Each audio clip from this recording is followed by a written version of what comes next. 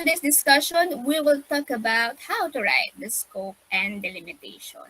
By the way, the scope and delimitation has been noted as the easiest part to write in any research paper, which tend the researchers to neglect this part. Okay? Kasi nga madaling gawin, madaling sulatin. So, minsan nakakalimutan na nilang sundin kung ano yung sinulat nila. Eventually, under scope and delimitation, let me have this story to you to justify the manipulation. Okay? Alright. So, way back 2019, face-to-face pa yung klase. And commuter ako, okay, to attend my class. Okay? And then, nakasabay ko yung bunch of students. Okay, because I'm not fan of wearing my school ID also. Okay, kasi gusto ko, I'm just a common tao in our society.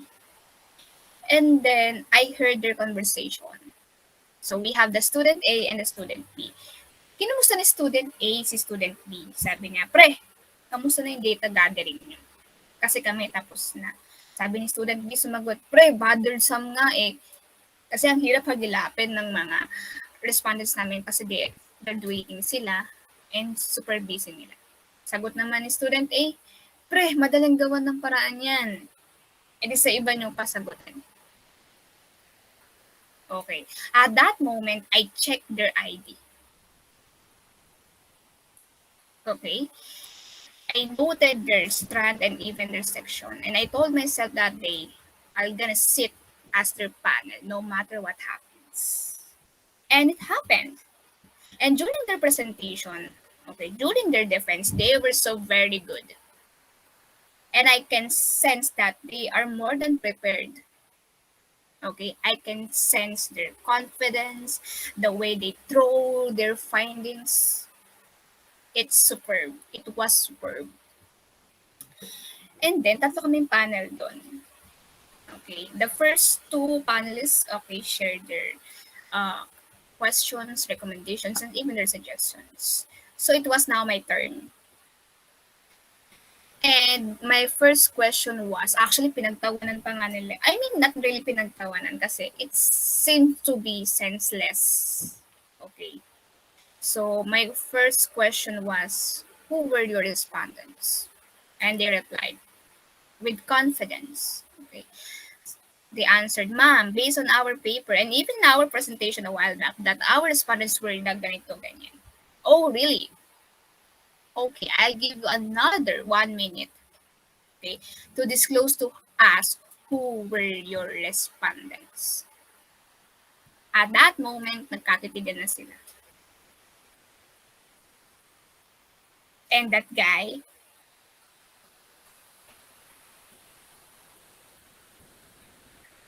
yumuko and stated that, I am so sorry, ma'am. We were caught off guard because of the inavailability of our respondents. We couldn't actually meet our actual respondents, and we were very sorry about that. And I replied to that, okay, honest answer. And I told them, we can say that the result of your study, the result of your findings is reliable. Reliable in the sense that you use appropriate formula, a statistical formula, but it is not actually valid. Why? Because you couldn't answer your statement of the problem because you have your intended respondents. How could you able to answer your SOP if you didn't meet your actual respondents? Yes, again, your findings can be reliable but not valid at all. Okay? All right. That's what I mean in manipulation, in writing the scope and the delimitation. So guys, welcome to our today's topic. It's all about the scope and delimitation. So before we proceed on that, let's have first a clear picture between the difference of these two technical words. Okay, the scope, the delimitation and limitation. How can we differentiate, or is there really a difference between delimitation and limitation?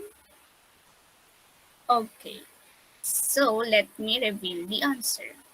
When we say delimitation, this is the actual power of any researchers. What do you mean by power? Because they have the authority to narrow down the scope of their study by their own choice. That is why most of the time, the delimitation is written on the chapter 1. Guys, you have given the opportunity to delimit the scope of your study. My example a while back, those two students, student A and B, have their chance to delimit their study, and they already have that because they have intended target respondents. Okay, it just so happened that hindi nila napanindigan because they look for different respondents.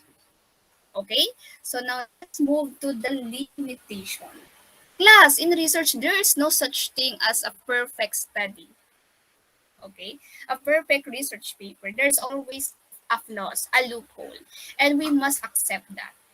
Okay, that falls under limitations because limitation is the potential weaknesses of your study. And don't get bothered or sad about it. Kasi kaya nga tayo may recommendation. Okay? That is why most of the time, the limitation is being written on the chapter 5, specifically on your findings. Okay? To state there all the things that you didn't done or achieve during the conduction of the study. Yung example ko a while back, class, guys,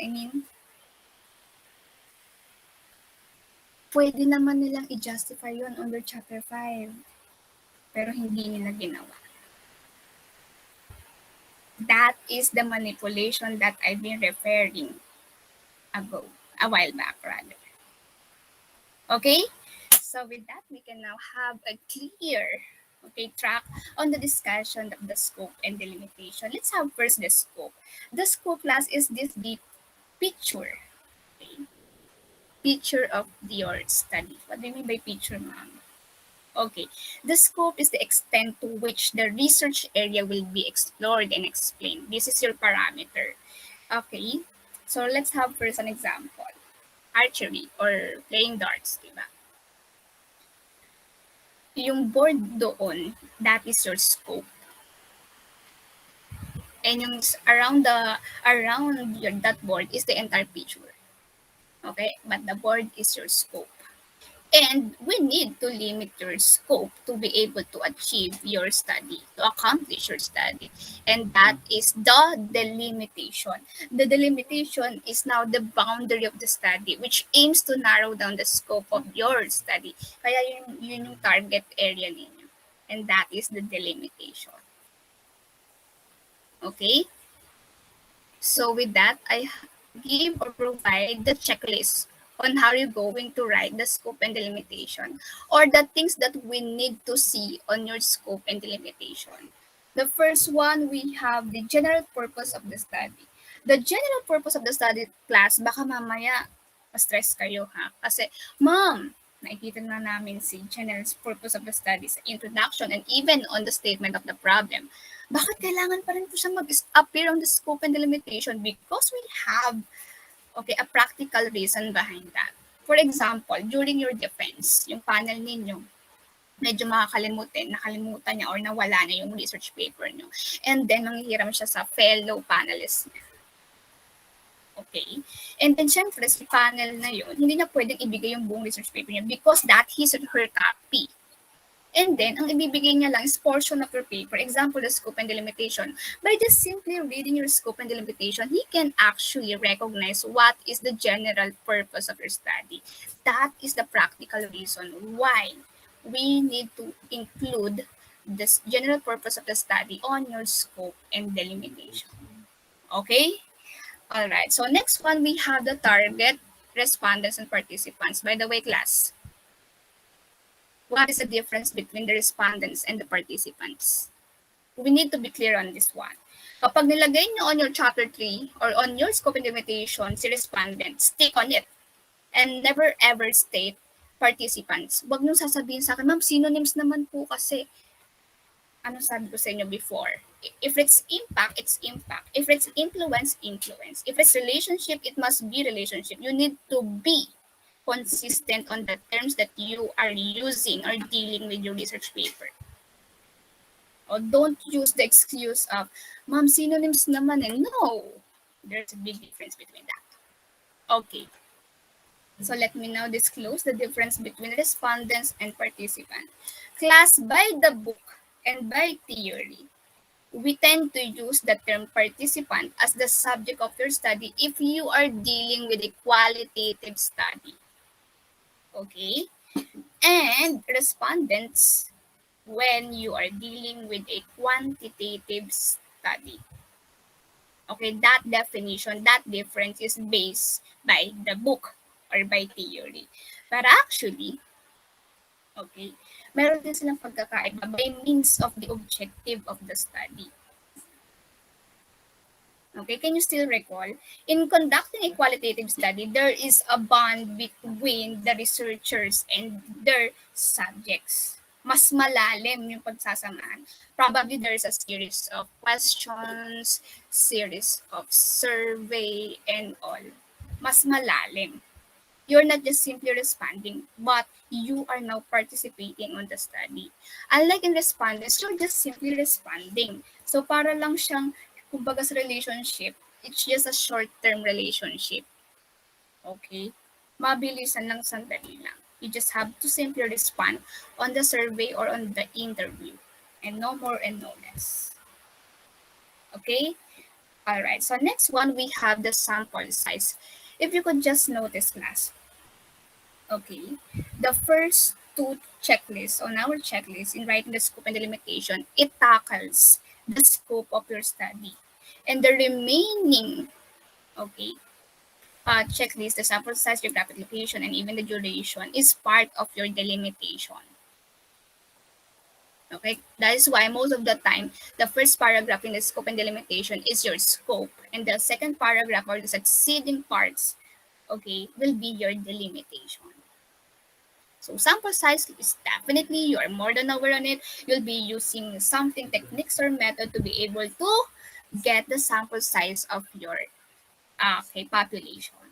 And next one, the geographic location. Class, geographic location only, not the specific name of such institution, organization, even school, agency, and the like, because we need to adhere the ethical considerations or the ethical standards wherein you are not allowed to disclose the identity of your respondents at all costs. Okay? All right. And then lastly, the duration or the timeline. So I have here an example. Ta-da!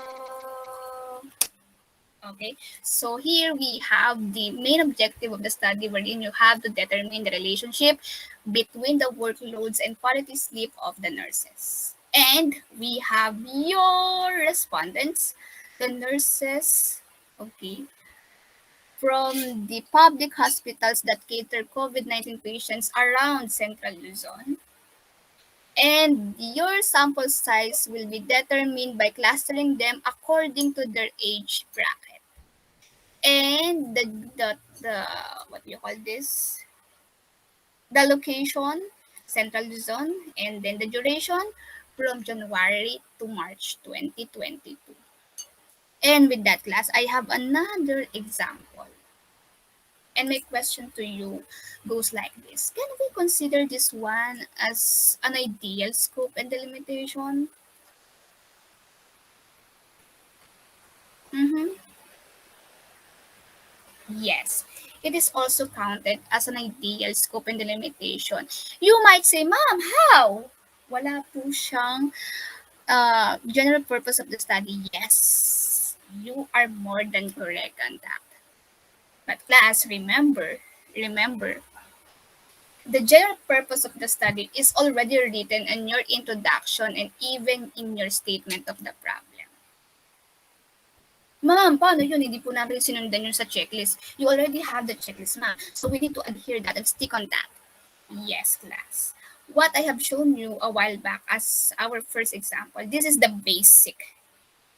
Okay. Okay, the good thing about knowing the basic is that if you're aware about the basic, you can now create your own style. And I don't want to box you class on the basic because you can play along with the words and you may have this example as your scope and delimitation. And this also more than acceptable in my class. Ewan ko lang sa ibang research teachers. But in my class, the shorter, the better. But not to the point that you'll be compromising the context of your study. All right? All right. So with that, thank you so much and see you on our next meeting. Bye-bye.